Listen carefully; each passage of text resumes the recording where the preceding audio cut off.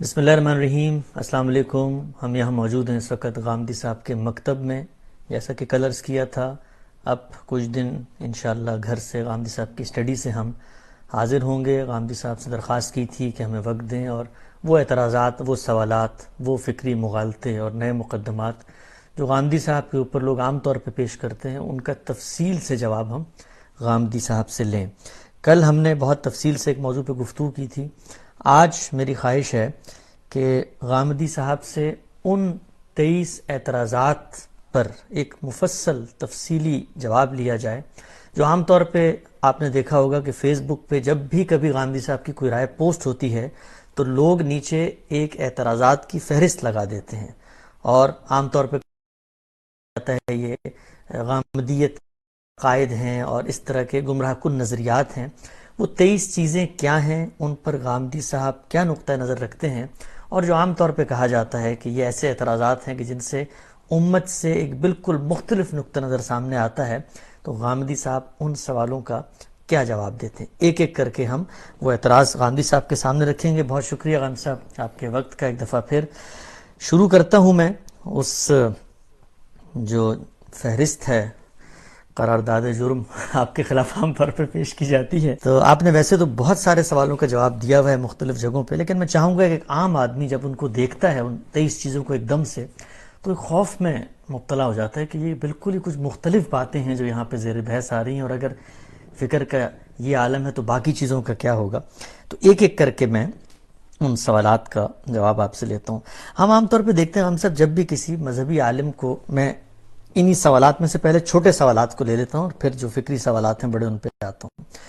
علماء ہم دیکھتے ہیں تو ان کا ایک خاص حیت، خاص لباس، ایک داڑھی، ایک خاص قسم کی جامہ زیبی آپ کی بظاہر بھی اس سے مختلف نظر آتی ہے، اور اعتراض یہ کیا گیا ہے کہ داڑھی ہمیشہ سے انبیاء کی ایک سنت رہی ہے، لیکن آپ داڑھی کو سنت نہیں مانتے۔ یہیں سے آغاز کر لیتے ہیں۔ بسم اللہ الرحمن الرحیم۔ آپ کی بڑی عنایت ہے کہ آپ یہ سوالات اس طرح میرے سامنے رکھ رہے ہیں۔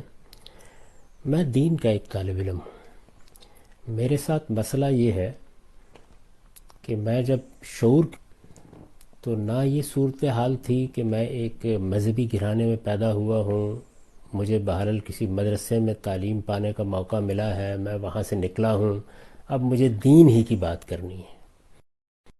میرا پس منظر یہ تھا کہ میں ایک ذمہ دار گھرانے سے تعلق رکھتا تھا۔ میرے گرامی قدر والد ایک صوفی بزرگ تھے۔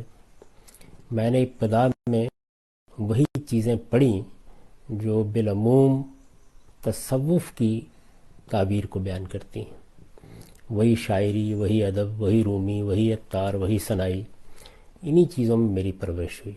میرے سامنے مذہب جب میں شعور کی عمر کو پہنچا تو ایک چیلنج کے طور پر آیا۔ میں جو کچھ مانتا ہوں کیا یہ درست ہے؟ میں جس قوم میں پیدا ہوا ہوں کیا اس کے نظریات کی کوئی وقت ہے؟ یہ جو چیزیں مجھ سے مذہبی اعتقاد سے منوائی جاتی ہیں یہ اپنے پیچھے کوئی استدلال رکھتی ہیں؟ تو میرے لیے یہ تحقیق کا موضوع بنا۔ اسی وجہ سے میں ہمیشہ یہ کہتا ہوں کہ ہمارے ملک میں بہت سے علماء ہیں، لوگ جائیں ان سے استفادہ کریں، میں سب کی بہت عزت کرتا ہوں۔ میں دین کا ایک طالب علم ہوں۔ میں جب کسی چیز کے بارے میں گفتگو کرتا ہوں تو اصل میں اپنے طالب علمانہ سفر کو دوسروں کے ساتھ شیئر کر رہا ہوتا ہوں۔ میں نے جس چیز کو سامنے رکھ کے کیا ہے، یعنی مجھے دین کو سمجھنا ہے۔ ایک دن مجھے اس دنیا سے رخصت ہونا ہے، قبر میرے لیے تیار کی جائے گی۔ اگر کوئی اس کائنات کا پروردگار ہے تو مجھے اس سے ملاقات کرنی ہے۔ اس لیے دین سب سے پہلے میرا مسئلہ ہے، نہ یہ میرا پیشہ ہے، نہ مجھ پر کوئی پابندی عائد ہوتی ہے کہ میں اس کو لوگوں کے سامنے بیان کروں۔ میرے لیے تو سب سے بڑا مسئلہ یہی تھا کہ میں کہاں کھڑا ہوں۔ میرے سامنے جتنے سوالات اس وقت تھے ان میں سے ایک ایک کو میں نے موضوع بنایا، ان کو دیانتداری کے ساتھ سمجھنے کی کوشش کی۔ اس معاملے میں جو کچھ ماضی میں کہا گیا تھا یہ صحیح کی کہ میں اس کو پڑھوں، اس کو سمجھوں۔ میری یہ خوش قسمتی تھی کہ میں بچپنی سے عربی زبان سے واقف تھا، میں فارسی زبان سے بھی واقف تھا۔ مسلمانوں کا جو کچھ علم ہے اس علم تک رسائی میں کوئی رکاوٹ نہیں تھی۔ تو میں نے ان میں سے ایک ایک چیز کو دلائل کی روشنی میں پرکھنے کی کوشش کی ہے، یعنی یہ جاننے کی صحیح کی ہے کہ اگر کوئی بات کہی جا رہی ہے، اگر کسی چیز کو دین کی حیثیت سے بیان کیا جا رہا ہے تو اس کی نوعیت کو متعین کروں۔ چنانچہ یہ جو داڑھی کے بارے میں آپ نے سوال کیا ہے، اس میں بھی یہی چیز تھی۔ اس کی بنیاد کیا ہے؟ کیا دین کی حیثیت سے یہ چیز فی الواقع بیان کی گئی ہے؟ کیا یہ قرآن مجید میں ہے؟ کیا رسالت مآب صلی اللہ علیہ وسلم نے اس کو ایک سنت کے طور پر جاری کیا ہے؟ کیا روایتوں میں اس کا ذکر اس اعتبار سے ہوا ہے؟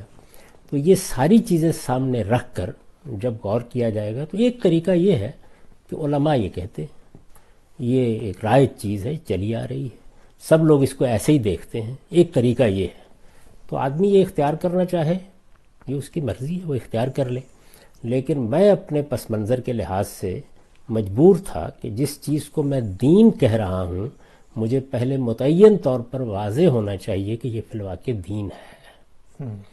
تو میں نے جب دین کا مطالعہ شروع کیا اور دین کے پورے مشمولات کا جائزہ لیا، قرآن مجید کو دیکھا، سنت کو دیکھا، روایات کے ذخیرے کو دیکھا، تو میں اس نتیجے کے اوپر پہنچا کہ بہت سی چیزیں ایسی ہیں کہ جو روایات میں اس طرح بیان ہو گئی ہیں کہ اگر آپ ان کے اندر اتر کر یہ جاننے کی صحیح نہ کریں کہ یہ بات کہی کیا گئی ہے تو اس سے بالکل الٹا مدعا سامنے آ جاتا ہے۔ اچھا، اس کی بہت سی مثالیں میں دے سکتا ہوں کہ جہاں پر بات کچھ اور تھی، ایک پس منظر تھا جس میں وہ کہی گئی، متکلم کا منشا بالکل اور تھا، رسالت مآب صلی اللہ علیہ وسلم کسی اور کی طرف توجہ دلانا چاہ رہے تھے، لیکن لوگوں نے ان الفاظ کو جس طرح دیکھا اس سے ایک حکم اخذ کر لیا، ٹھیک، درا حالے کہ وہ رسالت مآب صلی اللہ علیہ وسلم کا منشا ہی نہیں تھا۔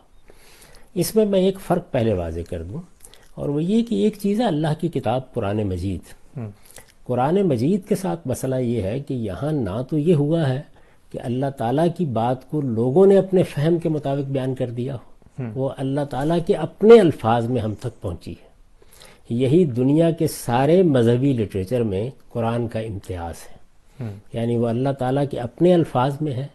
پھر یہ کہ وہ منتشر جملوں کی صورت میں نہیں ہے، یعنی اللہ تعالیٰ نے کچھ جملے بولے اور ان کو لوگوں نے آگے روایت کر دیا، وہ ایک مرتب اور منظم کتاب ہے، کتاب کی حیثیت سے نازل کی گئی ہے، کتاب ہی کی حیثیت سے اس کو ترتیب دیا گیا ہے، کتاب ہی کی حیثیت سے وہ ہم تک پہنچائی گئی ہے۔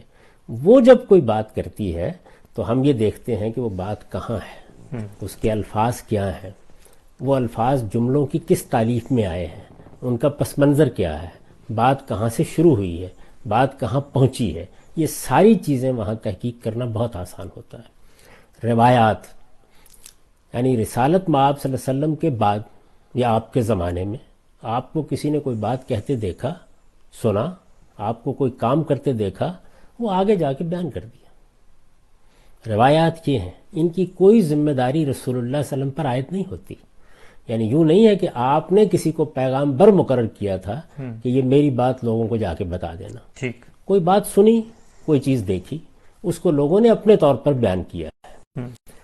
تو میں نے یہ دیکھا کہ قرآن مجید اس سے بالکل خالی ہے، یعنی قرآن میں کسی دینی حکم کی حیثیت سے داڑھی کا کہیں ذکر داڑھی کا کہیں ذکر نہیں۔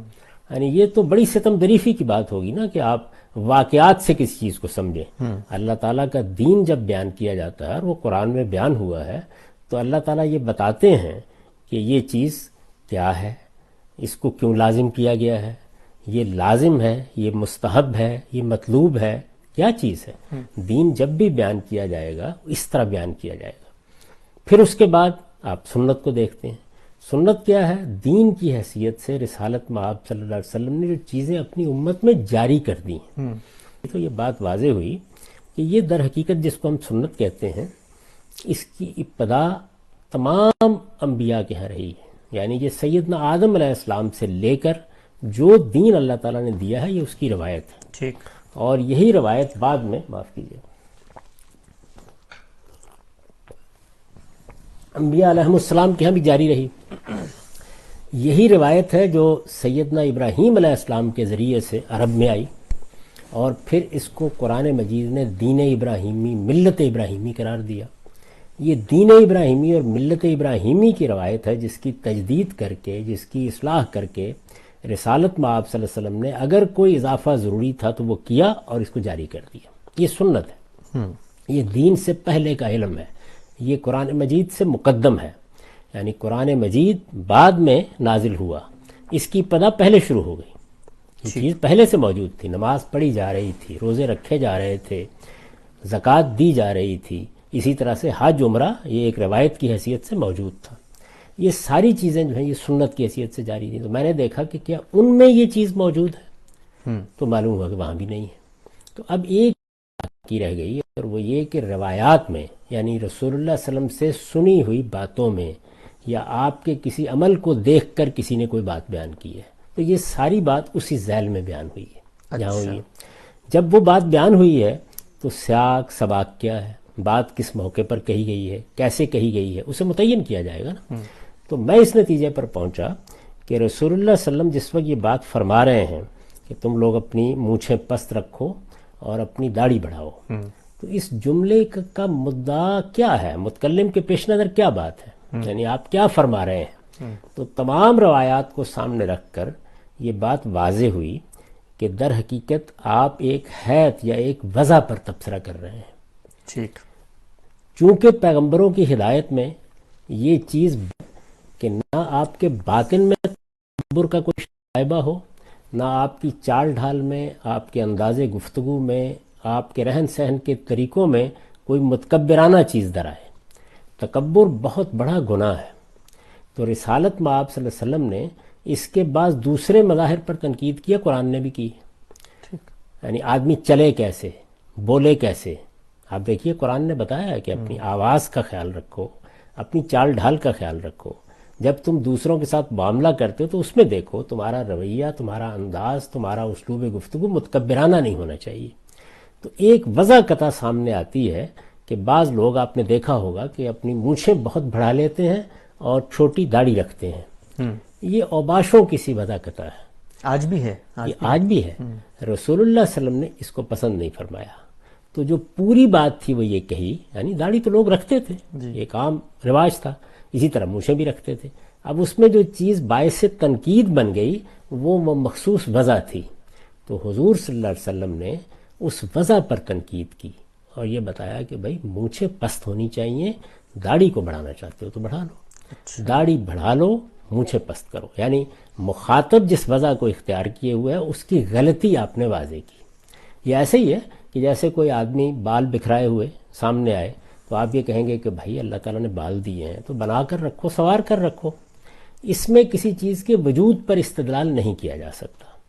تو میں نے جب یہ بات سمجھی اور اس کے بعد ایک دوسرا پہلو بھی سامنے آ گیا، اور وہ پہلو یہ تھا کہ دین کے پورے کانٹینٹ کا جب میں نے جائزہ لیا تو اندازہ ہوا کہ دین کا مقصد کیا ہے، تزکیہ، یعنی اللہ تعالیٰ نے اپنی اس اسکیم کے تحت کہ وہ اپنی جنت کے لیے لوگوں کا انتخاب کر رہا ہے، یہ معیار بنایا ہے کہ میں نفوس زکیہ کو، پاکیزہ نفوس کو انتخاب کروں گا، تو پاکیزگی کو سامنے رکھ کر دین میں تمام احکام دیے گئے۔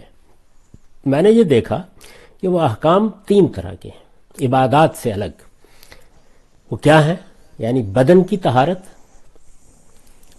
خور و نوش کی طہارت، جو چیزیں ہم کھاتے پیتے ہیں، وہاں پر یہ قاعدہ بنا دیا گیا کہ طیبات کھائے جائیں گے، خبائث سے اجتناب کیا جائے گا۔ ٹھیک، اور اسی طرح سے اخلاقیات میں آپ معروف کو اپنائیں گے، منکر سے اجتناب کریں گے، تو گویا اخلاقی وجود کی طہارت، اس کو پاکیزہ بنانا یہ چیز ہے۔ اب یہ جب دین کا پورا کانٹینٹ ہے تو اس کے اندر کوئی چیز آ کے بیٹھے گی تو وہ دین قرار پائے گی۔ تو تکبر ظاہر ہے کہ ایک اخلاقی نجاست ہے جس سے میرے باطن کو بھی پاک ہونا چاہیے، ظاہر کو بھی۔ تو پیغمبر یہ کریں گے کہ اگر کسی کی وضع قطع میں، کسی کے لباس میں، کسی کے رہن سہن میں اس تکبر کا ظہور ہو رہا ہے تو اس پہ تنقید کریں۔ تو یہ ریلیشن بھی اس کے ساتھ واضح ہو گیا، یعنی یہ تعلق واضح ہو گیا، یہ دین کے کس حکم کو بیان کس حکم کو بیان کر رہی ہے۔ یعنی اللہ تعالیٰ نے جو ہمارے سامنے اخلاقی طہارت کے لیے ضروری چیزیں رکھی ہیں ان میں بہت بڑی چیز ہے یہ۔ آپ دیکھیے قرآن مجید کے الفاظ یہ ہیں کہ کوئی شخص جنت میں داخل نہیں ہو سکتا اگر وہ استکبار کا رویہ اختیار کرتا ہے، اونٹ سوئی کے ناکے میں داخل ہو سکتا ہے۔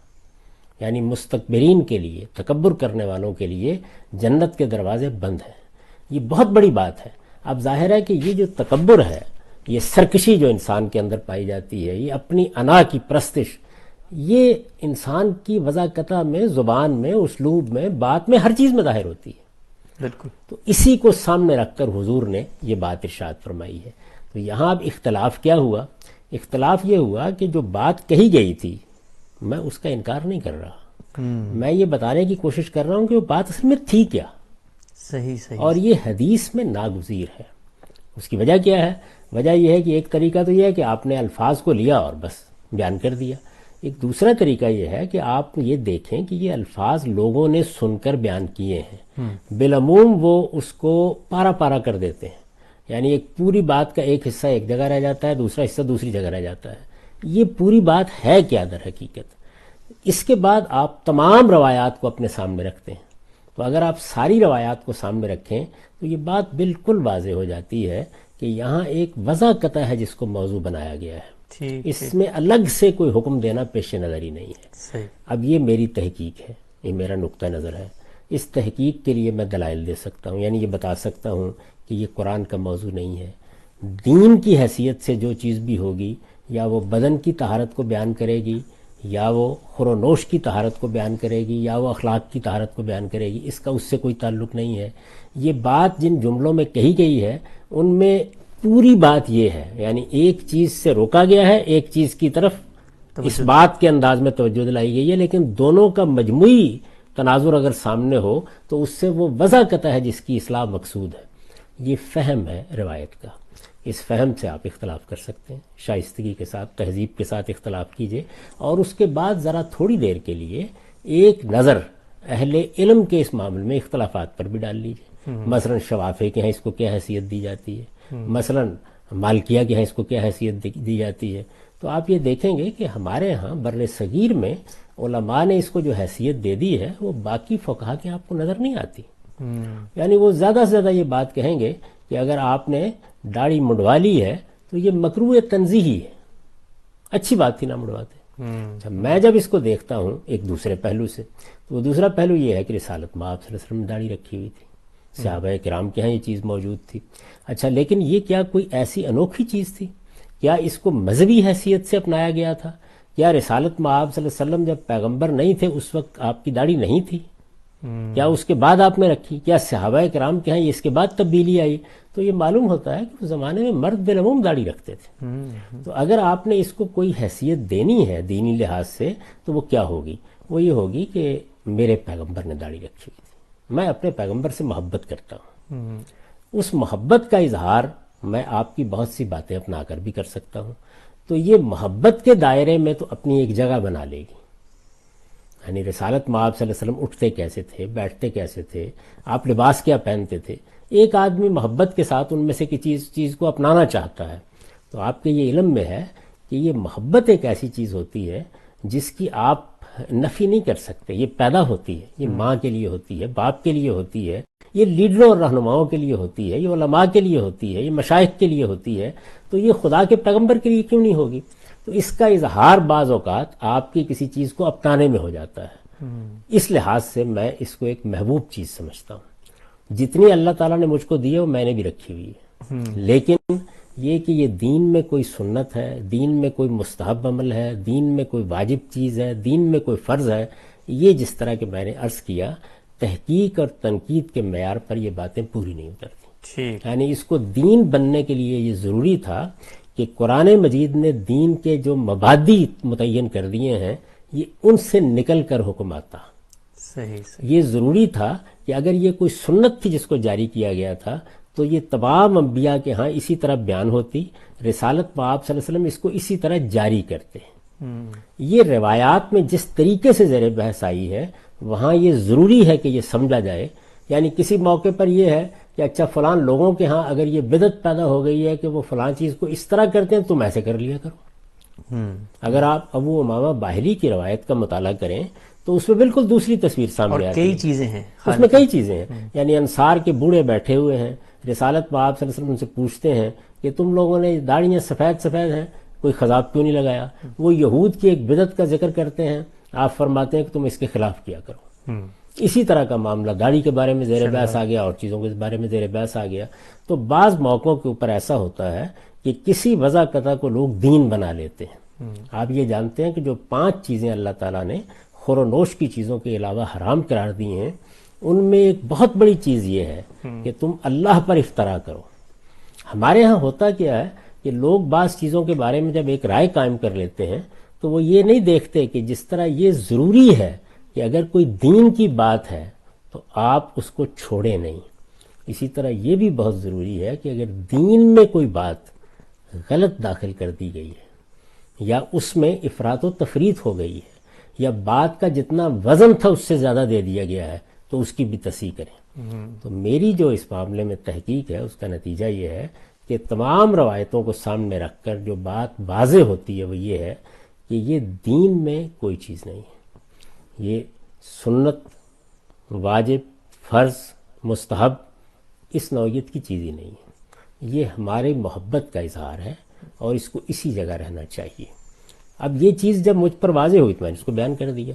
اچھا، اس کے بیان کر دینے کے بعد میں نے کبھی لوگوں سے نہیں کہا کہ وہ ضرور میری بات مان لیں یا داڑیاں رکھی ہوئی ہیں تو کاٹ دیں، اس سے مجھے کوئی دلچسپی نہیں۔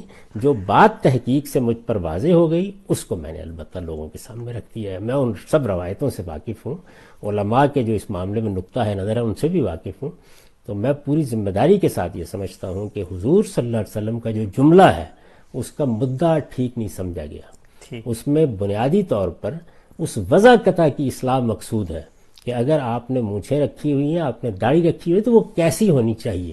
یہ ایسے ہی ہے کہ جیسے آپ ایک لباس پہنتے ہیں تو حضور کو یہ محسوس ہوا کہ اس لباس کی بعض صورتیں ایسی ہیں جس میں تکبر کا اظہار ہوتا ہے، جس کو عربی زبان میں اسبال کہتے ہیں، یعنی آپ نے اپنی تہمت باندھی ہوئی ہے اور پیچھے چھوڑا ہوا ہے اس کو، وہ گھسڑتی چلی آ رہی ہے۔ یہ اوباشوں کا طریقہ تھا، حضور نے اس پر تنقید کی۔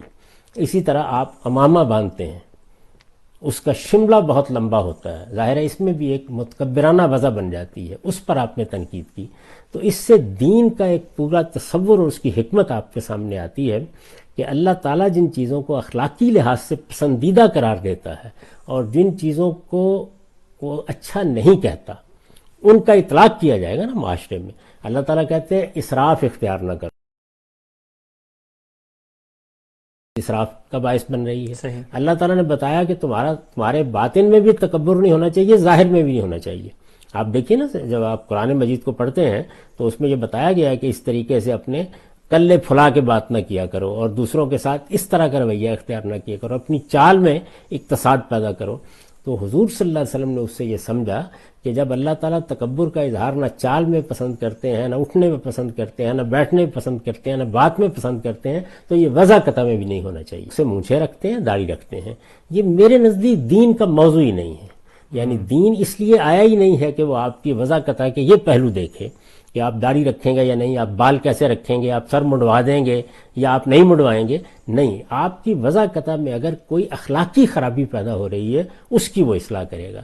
تو اس میں بھی رسالت مآب صلی اللہ علیہ وسلم نے اس اخلاقی خرابی کی اصلاح کی ہے کہ آپ کی داڑھی مونچھ ایسی نہیں ہونی چاہیے کہ اس کو دیکھ کر آدمی یہ محسوس کرے کہ یہ تو اوباش آدمی ہے۔ یہ میرے نزدیک خلاصہ ہے اس ساری بات کا۔ اگر کوئی چیز قابل وضاحت رہ گئی ہو تو آپ پھر پوچھ لیں۔ جی، میں غام صاحب آپ نے بہت تفصیل سے پہلے اس اعتراض کا جواب دیا کہ داڑھی کے حوالے سے 2 ضمنی سوالات میں اس میں پوچھنا چاہوں گا۔ پہلا یہ کہ عام طور پہ کہا جاتا ہے کہ رسول اللہ صلی اللہ علیہ وسلم نے جو الفاظ استعمال کیے وہ صیغہ امر ہیں، اور صیغہ امر جو ہے وہ کسی چیز کو واجب کرنے کے لیے، وجوب کے لیے استعمال کیا جاتا ہے۔ پہلا اعتراض، اس کا جواب دیجیے گا، پھر اگلا پوچھتا ہوں۔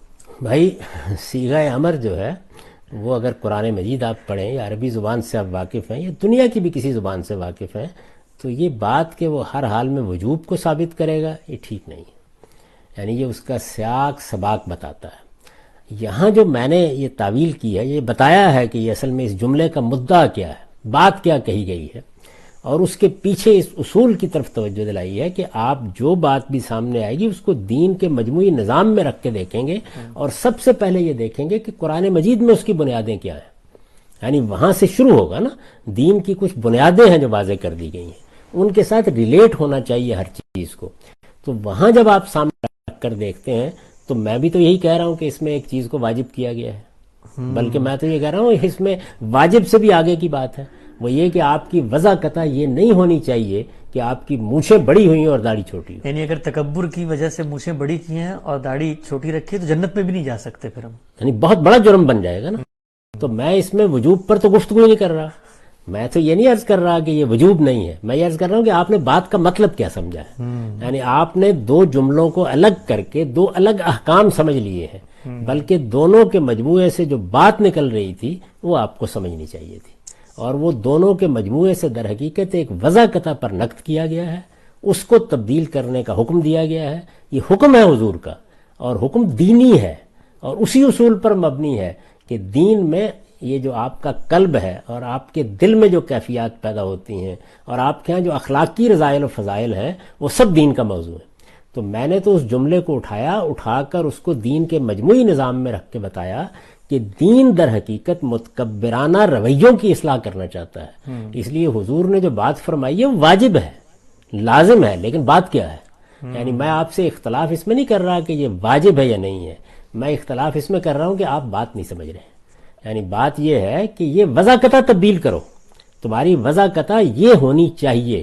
اگر تم اس طرح سے بڑی بڑی مونچھیں اور چھوٹی داڑھی رکھتے ہو تو جو اس سے تمہاری تصویر بنتی ہے وہ ایک متکبر اور اوباش آدمی کی تصویر بنتی ہے. اسے تبدیل کرو. تو یہ تو بہت بڑی بات ہے. تو اس میں تو وجوب کا سوال نہیں، لیکن چونکہ سوال آپ نے کیا ہے تو میں آپ سے عرض کرتا ہوں کہ امر ہوتا ہے، امر کا صیغہ یہ مشورے کے لیے آ جاتا ہے، ترغیب کے لیے آ جاتا ہے، یہ محض اباحت کو بیان کرتا ہے. مثلا دیکھیے قرآن مجید میں جب جمعے کے بارے میں یہ فرمایا کہ اپنا سب کاروبار چھوڑو، تو جب جمعے کے لیے اذان دی جائے تو فسعوا الی ذکر اللہ، آؤ اللہ کے ذکر کی طرف، اللہ کی یاد کی طرف، جمعے کی نماز میں حاضر ہو جاؤ. کہیے تو فسعوا الی ذکر اللہ، ظاہر ہے کہ یہ بھی امر کا صیغہ ہے اور یہ واجب کر رہا ہے، لازم کر رہا ہے کہ آپ آئیں، اپنا کاروبار چھوڑیں. یعنی جمعہ ایک فریضہ ہے. جب اس کا اعلان کر دیا گیا اور ہمارے ارباب اقتدار کی طرف سے جمعے کا انعقاد ہو گیا تو اس کے جواب میں حاضر ہونا ضروری ہے. یہ طے ہو گیا.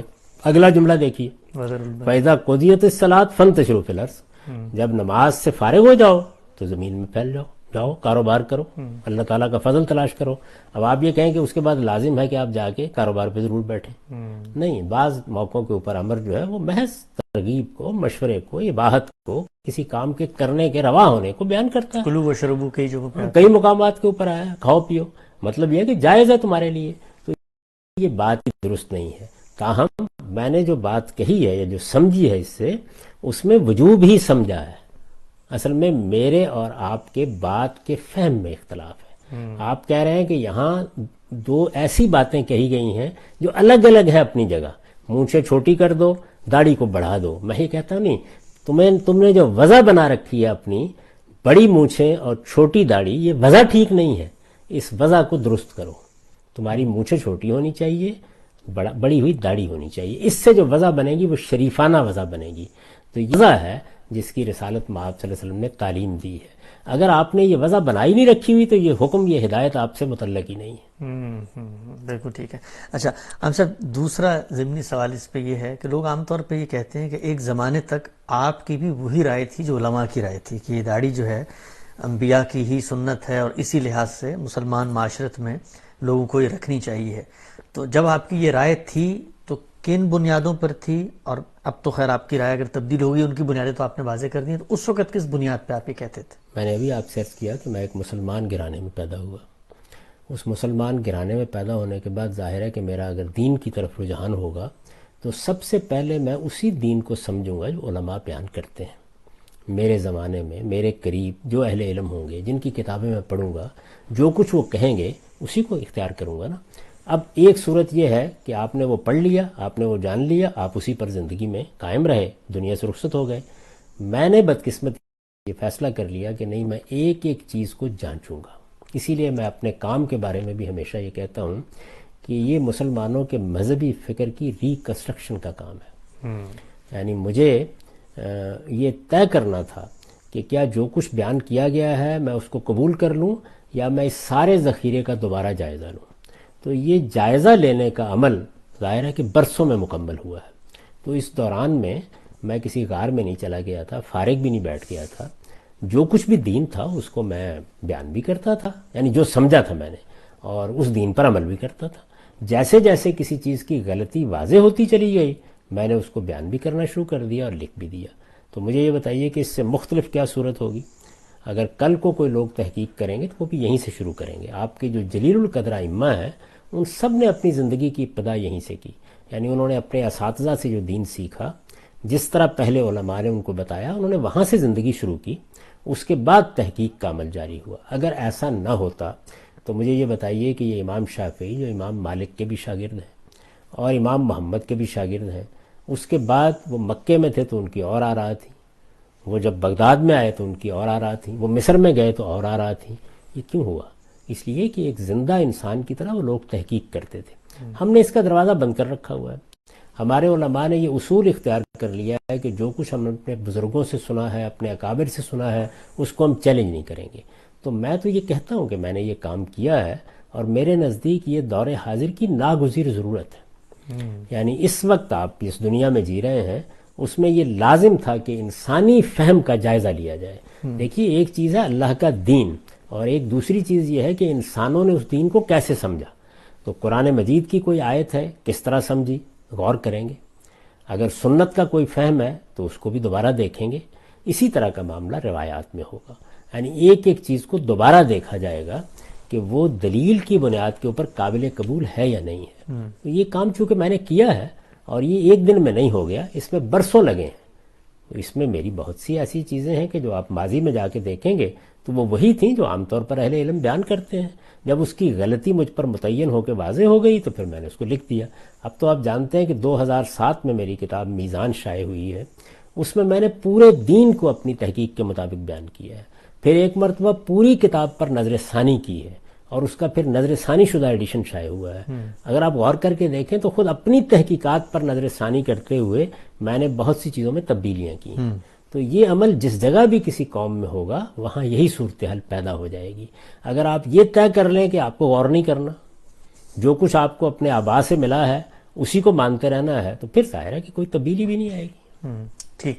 اچھا عام صاحب، ایک اور سوال جو داڑھی ہی کے ضمن میں سامنے آتا ہے وہ یہ کہ جس وقت ہم یہ کہتے ہیں کہ آپ نے فرمایا کہ رسول اللہ صلی اللہ علیہ وسلم سے محبت، ان سے اپنے تعلق کے اظہار کا ایک نمونہ ہے کہ آدمی داڑھی رکھے، تو کیا آپ یہ کہتے ہیں کہ جو لوگ دین کا کام کرتے ہیں، اللہ اس کے رسول کی بات بتاتے ہیں، تو پھر ان کو تو بدرجہ عتم اس کو اپنانا چاہیے؟ یعنی پھر ان کے لیے کیا، جو دین کی بات کرے اور داڑھی نہ رکھے تو اس کے بارے میں پھر آپ کی کیا رائے ہے؟ دیکھیے، یہ دین سے تو اس کا کوئی تعلق ہے ہی نہیں. ایک چیز جب محبت کا اظہار ہے تو محبت کے اظہار کے اسالیب مختلف ہوتے ہیں. ممکن ہے کہ کوئی آدمی آپ کے لباس کو اپنا لے، ممکن ہے کوئی آدمی محض آپ کے لب و لہجے کو اپنے لیے ایک اسوہ قرار دے، ممکن ہے کوئی اور شخص کسی اور چیز کو اپنے لیے قابل تقلید سمجھے. میں ان چیزوں کی بات کر رہا ہوں جن کا تعلق دین سے نہیں ہے، کیونکہ اس میں آپ کے پاس یہ انتخاب ہوتا ہے. چنانچہ دیکھیں کہ ہمارے ہاں علامہ اقبال ہے مثال کے طور پر، ان کو عاشق رسول سمجھا جاتا ہے. ان کی شاعری پڑھیں تو آپ کو اندازہ ہوتا ہے کہ وہ رسول اللہ سے کیسی محبت رکھتے ہیں، لیکن اس محبت کا ظہور داڑھی کی صورت میں نہیں ہوا. سید قطب نے اپنی جان اللہ کے دین کے لیے دے دی. آپ نے دیکھا کہ وہ کس شان کے ساتھ مقتل میں گئے، اور ان کی اپنی زندگی، ان کے افکار، ان کے خیالات سے 10 جگہ مجھے اختلاف ہوگا، لیکن ان کے اخلاص سے کوئی اختلاف کر سکتا ہے، دین کے ساتھ ان کے تعلق سے کوئی اختلاف کر سکتا ہے، ان کی غیر معمولی شہادت سے کوئی اختلاف کر سکتا ہے، لیکن ان کی داڑھی نہیں تھی. تو اس لیے یہ چیز سمجھنے کی ہے کہ آپ کس چیز کو دین کا معیار قرار دے رہے ہیں. یہ دین کا معیار نہیں ہے، اظہار محبت کا ایک اسلوب ہے. بہت سے لوگ ہیں کہ جو مثال کے طور پر کسی بڑے لیڈر سے متاثر ہو جاتے ہیں. ہٹلر سے لوگ متاثر ہوئے، اس کی طرح کی مونچھیں رکھنا شروع کر دیں. قائد اعظم سے لوگ متاثر ہوئے، جناح کیپ رواج پا گئی. تو یہ چیزیں ہوتی ہیں، لیکن اگر کسی شخص نے مثال کے طور پر جناح کیپ نہیں پہنی تو کیا آپ اس کی محبت پر کوئی بات کہیں گے؟ میں یہ بتا رہا ہوں کہ آپ کے کسی چیز کو اپنانے کی بنیاد کیا ہے، یعنی وہ کس مبدا سے اٹھی ہے. تو وہ اگر تو دین ہے تو دین میں اس کو ثابت ہونا چاہیے، اور اگر وہ دین نہیں ہے، محبت سے تعلق کے اظہار کے لیے کسی کلچرل پہلو سے آپ کسی چیز کو اختیار کرتے ہیں تو اسی طرح اس کو بیان بھی کریں. ٹھیک. اچھا خان صاحب، آپ نے فرمایا ابھی کہ دین کا جو مشمولات ہیں اس کا جب آپ جائزہ لیتے ہیں تو معلوم ہوتا ہے کہ وہاں وہ بڑی کیٹیگری کیا ہے جس سے یہ احکام جو ہے وہ پھوٹ رہے ہوتے ہیں، وہ تزکیہ ہے، پیوریفیکیشن ہے. تو اگر یہ کہا جائے کہ مطلب بظاہر تو سمجھ میں آتا ہے کہ تھوڑی کے اوپر بال اگانے سے کوئی تزکیہ نہیں ہوتا، لیکن اگر یوں بیان کیا جائے کہ یہ اللہ تعالیٰ نے اپنے بندوں کی جو خدا کو مانتے ہیں ان کی نشانی کے طور پر ایک علامت مقرر کر دی ہے، تب تو وہ دین کے اوور آل فریم کے اندر یہ آ سکتی ہے۔ اگر اللہ تعالیٰ نے اس کو اس حیثیت سے مقرر کیا ہے تو پھر یہ بات بیان ہونی چاہیے، یہ بات پھر قرآن میں بیان ہونی چاہیے، اس کو ایک سنت کی حیثیت سے منتقل ہونا چاہیے، ایسی کوئی چیز نہیں۔ میں نے تو آپ سے عرض کیا نا کہ جس وقت آپ کے سامنے لوگوں کی بیان کردہ ایک چیز آئے گی، یعنی قرآن مجید میں کوئی چیز نہیں ہے، رسالت میں آپ صلی اللہ علیہ وسلم نے بطور سنت کسی چیز کو جاری نہیں کیا، تو دین کا کانٹینٹ مکمل ہو گیا۔ اب لوگ آئے ہمارے پاس اور انہوں نے آ کے یہ کہا کہ میں نے حضور صلی اللہ علیہ وسلم سے یہ بات سنی تھی، اس کو روایت اور حدیث کہتے ہیں۔ یعنی رسالت میں آپ صلی اللہ علیہ وسلم کی وہ باتیں جو لوگوں نے بیان کی ہیں، جن کی کوئی ذمہ داری حضور پر عائد نہیں ہوتی، یہ باتیں لوگ اپنے فہم کے لحاظ سے اپنے لفظوں میں بیان کر دیتے ہیں۔ اس میں بعض اوقات جملے بھی ٹوٹے ہوئے ہوتے ہیں، ان میں بعض اوقات پس منظر بھی موجود نہیں ہوتا۔ ان سے متعلق کیا رویہ اختیار کرنا ہے؟ کیا یہ کہ آپ ہر بات کو دین بنا دیں؟ نہیں، آپ اس پہ غور کریں گے، آپ اس کو سمجھیں گے، اور جو اصل دین آپ کو دیا گیا ہے یعنی قرآن اور سنت کی صورت میں آپ یہ دیکھیں گے اس دین سے اس کا ریلیشن کیا بنتا ہے۔ تو اگر آپ غور کریں تو میں نے رسالت میں آپ صلی اللہ علیہ وسلم کی اس بات کا ریلیشن واضح کیا ہے۔ یعنی آپ اصل میں نہ آپ لوگوں کی مونچھیں کٹوانا چاہتے ہیں، نہ داڑھی لمبی کرانا چاہتے ہیں، آپ جو وضع قطع اختیار کر رہے ہیں اس وضع قطع کو دین کے مطابق کرنا چاہتے ہیں۔ کیوں؟ اس لیے کہ وہ وضع قطع آپ کے باطن پر دلالت کر رہی ہے، آپ کے باطن میں عاجزی ہونی چاہیے، تواضع ہونی چاہیے، خشیت ہونی چاہیے، اور اس کا اظہار آپ کے لباس میں بھی ہونا چاہیے، آپ کے بولنے میں بھی ہونا چاہیے، آپ کے انداز گفتگو میں بھی ہونا چاہیے۔ یہ تکبر جو اندر پایا جاتا ہے، یہ جب وضع قطع میں اپنا ظہور کرتا ہے تو اس سے اوباشوں کی ایک حیت پیدا ہوتی ہے، حضور اس سے روکنا چاہ رہے ہیں۔ تو یہ بات کو سمجھنے کا عمل ہے۔ جب آپ اس کے اندر اتر کر دیکھیں گے تو آپ کو پورا دین ایک ربط و نظام کے ساتھ سامنے آئے گا۔ یعنی اللہ تعالیٰ نے جو اخلاقی اصول بیان کیے ہیں، ان اخلاقی اصولوں کو خدا کے پیغمبر نے اللہ کی ہدایت کے مطابق لوگوں کی وضع قطع میں بھی دیکھا، لوگوں کے اسلوب گفتگو میں بھی دیکھا، لوگوں کے رہن سہن میں بھی دیکھا، اور ہر جگہ توجہ دلائی کہ تمہاری وضع قطع ایک خشیت رکھنے والے انسان کی وضع قطع ہونی چاہیے، تمہارا رہن سہن اسراف اور تبذیر سے پاک ہونا چاہیے، اور تمہاری زندگی اعتدال اور توازن کا نمونہ ہونا چاہیے۔ کیوں؟ اس لیے کہ یہ وہ چیزیں ہیں جو دین کی حیثیت سے اللہ تعالیٰ نے متعین کر دی ہیں۔ تو میں اس بات کو بیان ہی قبول کر رہا ہوں، لیکن یہ بتا رہا ہوں کہ بات اصل میں ہے کیا۔ وہ بات وہ نہیں ہے جو آپ سمجھیں، وہ بات یہ ہے۔ ٹھیک۔ اچھا ہم صاحب، ایک پہلو آپ کی اس پوری جو آپ کا بیان ہے وہ یہ سامنے آتا ہے کہ مان لیا ہو سکتا ہے یہ بات جو آپ بیان کر رہے ہیں ٹھیک ہو، ایسا ہی ہو، لیکن لوگ یہ پوچھتے ہیں کہ کیا یہی بات صحابہ اکرام نے بھی سمجھی تھی؟ یعنی داڑھی کی اس روایت سے جو نقطہ نظر آپ نے سمجھا، سیاق سباق جن کے سامنے یہ پیش آئی تھی، کیا وہ بھی اس کو ایسے ہی سمجھتے تھے؟ کیونکہ ہمیں دیکھتے ہیں کہ وہاں تو یہ چیز زیر بحث ہی نہیں ہے کہ رکھنی ہو تو بڑی رکھیں اور مجھے چھوٹی کریں، وہاں تو سب ہی رکھ رہے ہیں۔ اور پھر بعض لوگ یہ کہتے ہیں کہ مثلا فقہا کے ہاں کہ سزاؤں کے طور پر داڑھی کو سزا کے طور پر منڈوانے کی بھی بات کی گئی، تو ہمارے فقہا اور باقی جو امت کے علماء ہیں انہوں نے اس بات کو کیا ایسے ہی سمجھا، اور اگر ایسے نہیں سمجھا تو کیا وجہ ہے اس کی؟ میں نے تو آپ سے عرض کیا ہے کہ دیکھیے، اگر یہ بات صحابہ کرام میں اس طرح سے زیر بحث آتی، رسالت میں آپ صلی اللہ علیہ وسلم اسے دین کی حیثیت سے زیر بحث لاتے، تو پھر تو یہ ایک سنت کی حیثیت سے جاری کی جاتی۔ یہ وہاں زیر بحث ہی نہیں ہے، بہت بعد میں آئی۔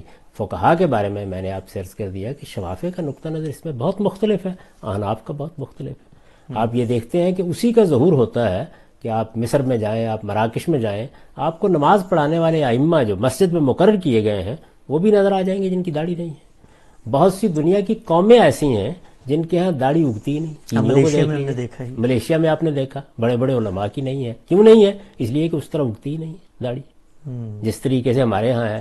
تو ایک ایسی چیز کو دین کیوں بنایا جاتا جس کے معاملے میں خود اللہ تعالیٰ نے یہ تفریق رکھی ہوئی ہے؟ یہ دین نہیں ہے، بلکہ ایک وضع قطع ہے جو آپ نے لوگوں کی دیکھی، اس کی اصلاح فرمائی۔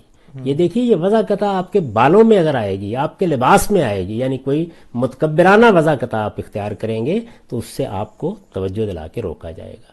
تو میرے اور علماء کے درمیان، یعنی علماء احناف کے درمیان کہیے، جو اس میں اختلاف ہے وہ اختلاف یہ نہیں ہے کہ میں رسالت میں آپ صلی اللہ علیہ وسلم کے اس ارشاد کو قبول نہیں کر رہا، میں یہ بتا رہا ہوں کہ اس ارشاد کا مطلب کیا ہے۔ اس کے معنی کیا ہے. ٹھیک. اچھا ہم سب ایک ہلکا پھلکا سا سوال، لائیو آڈینس بھی دیکھ رہے ہیں.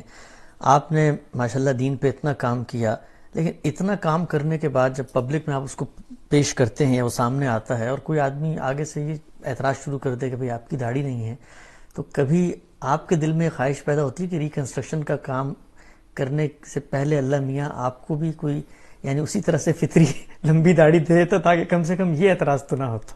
نہیں، میں تو یہ دیکھتا ہوں کہ اللہ تعالیٰ کی حکمتیں بہت ہوتی ہیں. وہ جو فیصلے بھی کرتا ہے وہ بالکل صحیح ہوتے ہیں. کیونکہ ہمارے ہاں صورتحال یہ ہے کہ لوگوں نے اس کو وہ اہمیت دے لی، یعنی ایک تو دین بنانا ہے، نہیں یہ دین سے آگے جا چکی ہے. یہاں تو صورتحال یہ ہے کہ آپ نے امام مسجد کا انتخاب کرنا ہے. خدا کا پیغمبر یہ بتا رہا ہے کہ یہ دیکھیے کہ وہ قرآن کیسا پڑھتا ہے، یہ دیکھیے کہ وہ سنت کا کتنا بڑا عالم ہے. لیکن ہمارے ہاں یہی چیزیں جو دیکھی جاتی ہیں. تو مجھے چونکہ اس ریکنسٹرکشن کے کام کو کرنا تھا تو اللہ تعالیٰ ہی نے معاونت فرمائی ہے کہ اس میں یہ چیز خود ہی غائب ہو گئی. اس میں بھی ایک خوبی ہے، جتنی ہے وہ میں نے رکھی ہوئی ہے. اور میں عرض کر دوں کہ وہ دین سمجھ کر نہیں، بلکہ رسالت مآب صلی اللہ علیہ وسلم کے ساتھ وہی مشابہت، وہی محبت، جس حد تک بھی ہم آپ کی پیروی کر سکتے ہیں. دیکھیے لباس کے انداز بدل گئے. اس وقت اگر آپ دیکھیں تو علماء میں سے کوئی بھی وہ لباس نہیں پہنتا، خاص طور پر بر صغیر میں، جو رسول اللہ صلی اللہ علیہ وسلم پہنا کرتے تھے، اس لیے کہ وہ اب ممکن نہیں رہا پہننا. یعنی تبدیلی آ جاتی ہے. اسی طرح اور بہت سی چیزیں ہیں کہ جن کو اپنانا ممکن نہیں ہے. اب آپ گدھے پر سواری نہیں کرتے، اونٹ پر سواری نہیں کرتے، اب گاڑیوں میں آپ پھرتے ہیں. لیکن کچھ چیزیں ایسی ہیں کہ جو آپ محبت کی وجہ سے اپنائے رکھ سکتے ہیں. تو یہ بھی انہی میں سے ایک چیز ہے. لہٰذا اس کی نہ تحقیر کرنی چاہیے، نہ اس کے بارے میں کوئی استہزاء اور استخفاف کا طریقہ اختیار کرنا چاہیے. یہی سمجھنا چاہیے کہ اس کے فہم میں، جس طرح اور بہت سی روایتوں میں یہ ہوا ہے کہ بات سمجھنے میں غلطی ہو گئی. کیوں ہوتی ہے؟ اس کی وجہ یہ ہے کہ یہ روایتیں اس طرح منتشر جملوں کی شکل میں ہے. تو آپ دیکھیے اگر میں قرآن مجید کے جملوں کو منتشر کر دوں تو اس سے بھی آپ غلط مطلب سمجھ لیں گے. اس میں یہ ضروری ہے کہ آپ پورے قرآن مجید کے نظم کو سامنے رکھ کر دیکھیں کہ یہ بات کہاں ٹھیک بیٹھ رہی ہے. تو میں یہ بتا رہا ہوں کہ یہ واجب ہے کہ آپ اپنی وضاقتہ کی اصلاح کریں، یہ واجب ہے. لیکن یہ حکم جو دیا گیا ہے وہ اصل میں آپ کی وضاقتہ کی اصلاح کے لیے دیا گیا، اور اس کی بنیاد قرآن میں موجود ہے کہ آپ کے باطن میں بھی تکبر نہیں ہونا چاہیے، آپ کے ظاہر میں بھی کوئی چیز متکبرانہ نہیں ہونی چاہیے. ٹھیک. ہم سب ارادہ تو یہ تھا کہ 23 اعتراض ہیں اور آج کے پروگرام کو لے لیں گے، لیکن 45 منٹ ہو گئے ہیں، پہلا ہی ابھی تک مکمل نہیں ہوا. آخری بات اس ضمن میں، مزید کوئی سوال لائیو آڈینس جو سن رہے ہیں ان کو بھی کوئی سوال پیدا ہو تو وہ اس میں نیچے کمنٹ باکس میں لکھ سکتے ہیں. انشاءاللہ اگلی نشست میں اس موضوع سے متعلق ہم پوچھ سکتے ہیں. آخری چیز وہ یہ بتائیے گا کہ ویسے آپ کو داڑھی کے بارے میں، یعنی داڑھی مردوں نے رکھی ہوئی ہو تو کیسی لگتی ہے؟ یعنی مردانہ وجاہت کے لحاظ سے آپ چاہتے ہیں کہ مطلب داڑھی رکھیں، مرد اچھے لگتے ہیں؟ بہت اچھے لگتے ہیں. یعنی میں اگر مجھے ہوتی تو ضرور رکھتا، اس لیے کہ مجھے داڑھی بہت اچھی لگتی ہے، کوئی مجھے اس کے ساتھ ابا نہیں ہے. لیکن جب دین آپ سمجھائیں گے تو آپ بتائیں گے کہ دین کیا ہے، دین میں کسی چیز کی نوعیت اور اہمیت کیا ہے. اب یہ دیکھیے یہی بات سمجھانے کی ضرورت ہے کہ یوں نہیں ہوتا کہ دین میں چیزیں ایسے ہی داخل ہو جاتی ہیں ہاچ پاچ. اس کا ایک پورا نظم ہے جس کے ساتھ وہ چیزیں اس کے اندر آتی ہیں. تو میں نے اس نظم کو اپنی کتاب میزان میں متعین کر کے اس کی پوری تفصیل کی ہے، اور یہ سمجھانے کی صحیح کی ہے دین کہاں سے پیدا ہوتا ہے، دین کا ہدف کیا ہے. آپ نے جو دین کا ہدف متعین کیا ہے وہ خود قرآن نے بیان کیا نا. یعنی پیغمبر کا تعارف کراتے ہوئے یہ بیان کیا گیا کہ یہ پیغمبر کس لیے آئے ہیں. یہ اس لیے آئے ہیں کہ یتلو علیہم آیاتہ و یزکیہم، یہ تمہارا تزکیہ کرنے کے لیے آئے ہیں.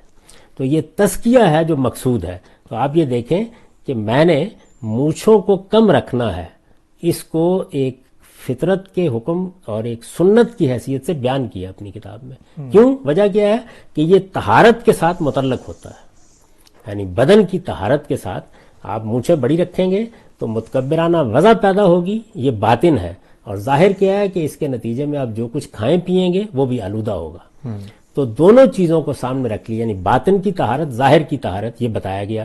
دونوں کو ملا کر جب آپ دیکھیں گے تو اس میں پھر ایک وضاقتہ کی اصلاح پیش نظر ہوگی. آپ نے تو یہ موضوع زیر بحث ہی نہیں آئے گا. یعنی آپ بڑی رکھیں گے تو آپ سے کہا گیا چھوٹی کریں، آپ نے ویسے ہی مڑوا دی تو موضوع ختم ہو گیا، بات ہی ختم ہو گئی. آپ نے بال رکھے ہوئے ہیں تو آپ سے کہا جائے گا کہ بالوں کا، جیسے کہ حدیث میں آتا ہے کہ اپنے بالوں کا اکرم شارک، یعنی یہ بالوں کو بنا سنوار کے رکھو. آپ نے بال مڑوا دیے جیسے ہم حلق کرواتے ہیں، بھئی یہ موضوع زیر بحث نہیں رہے گا، ختم ہو گئی یہ بات.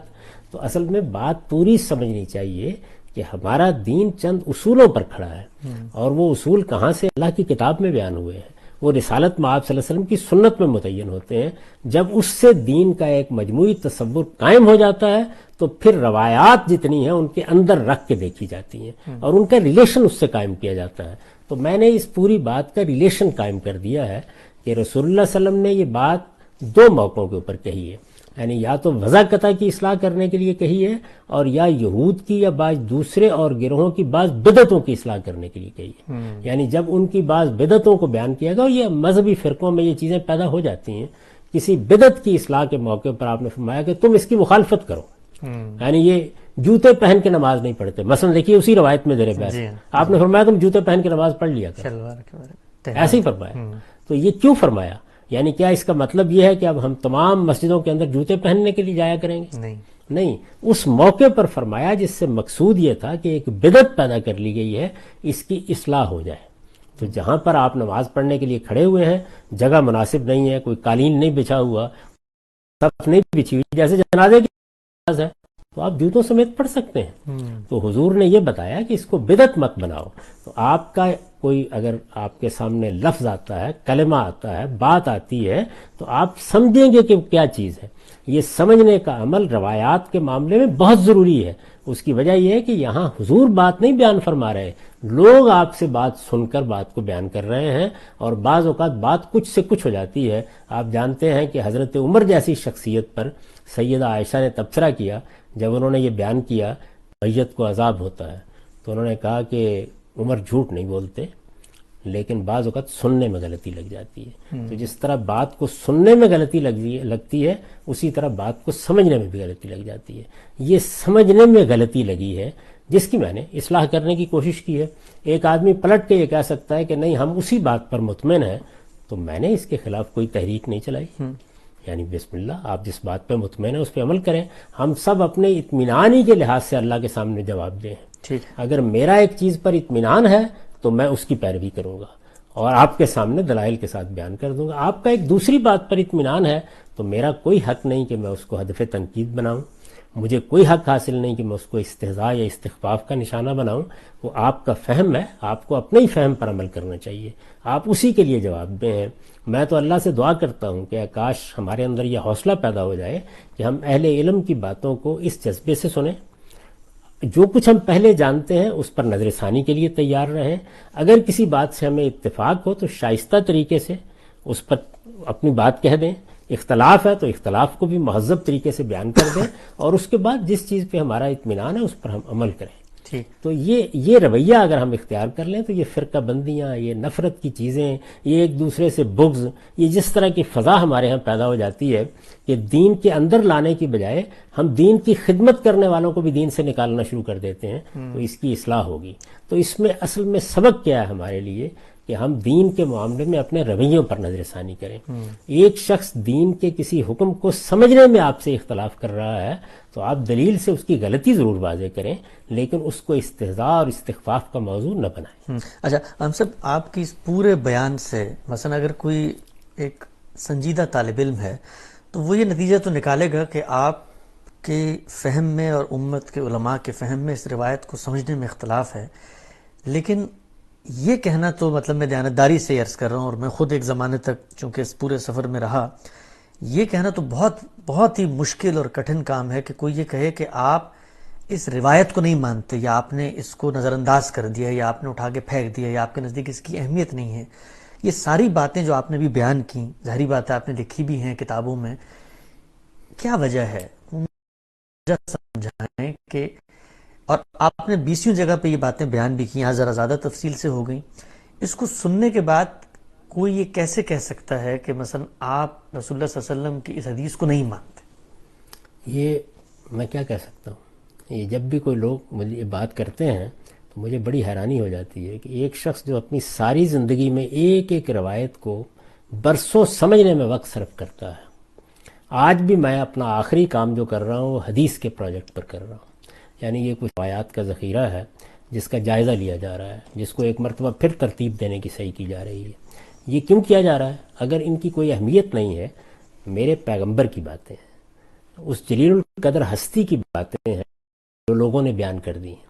وہ نہ بیان کرتے تو کوئی مسئلہ نہیں تھا، لیکن کر دی ہیں، بیان کر دی ہیں، تو آپ کی نسبت میرے نزدیک اتنی اہمیت کی حامل ہے کہ ان میں سے ایک ایک کو سمجھنا، ان کی تحقیق کرنا، ان کے بارے میں یہ جاننا کہ ان کا محل کیا ہے، مقام کیا ہے، مدعا کیا ہے، اس کو میں نے اپنی زندگی کا مقصد بنا رکھا ہوا ہے.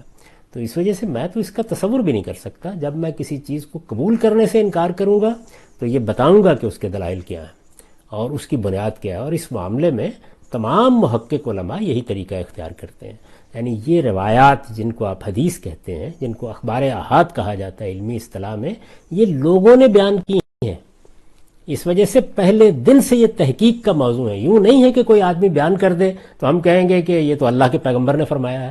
اللہ کے پیغمبر کا فرمان لوگ بیان کر رہے ہیں، میرے سامنے نہیں ہے، وہ ہمارے سامنے نہیں ہے. جی سامنے جو چیز حضور دے کر گئے ہیں، جو پوری قطعیت سے منتقل ہوئی ہے، جس کی نسبت آپ کی طرف متحقق ہے، وہ قرآن اور سنت ہے، جو مسلمانوں کے اجماع اور تواتر سے منتقل ہو گیا ہے. وہ زیر بحث ہی نہیں ہے، لیکن فہم وہاں بھی زیر بحث ہوگا. یعنی آپ کسی سنت کو سمجھ رہے ہیں، آپ قرآن کی کسی آیت کو سمجھ رہے ہیں، تو ہو سکتا ہے کہ آپ سے غلطی ہو گئی ہو یا مجھ سے غلطی ہو گئی ہو. تو ہمیں اصل میں علمی طریقہ اختیار کرنا چاہیے چیزوں کو سمجھنے کا.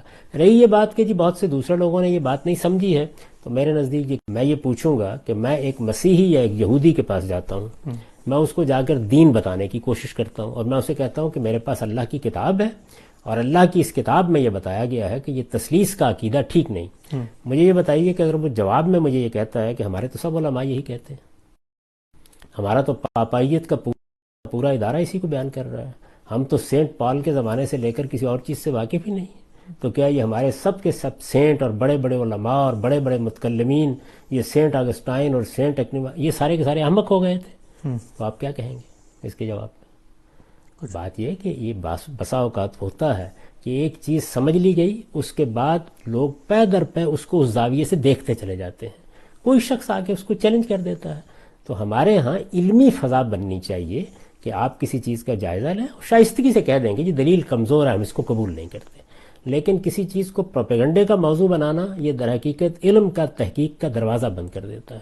اور مجھ سے اگر آپ پوچھیں کہ یہ مسلمان اس زوال کو کیوں پہنچے، تو میں یہ کہوں گا کہ نہ دین میں تحقیق کے لیے تیار ہوئے، نہ دنیا کے امور میں تحقیق کے لیے تیار ہوئے. آپ جب تحقیق کا دروازہ بند کر دیں گے تو پھر صرف یہی نہیں ہے کہ آپ کو قرآن مجید کے مدعا کے لیے میرے جیسے کسی شخص کا انتظار کرنا پڑے گا جو سب کی گالیاں کھا کر وہ بات کہے جو اس کے نزدیک ٹھیک ہے.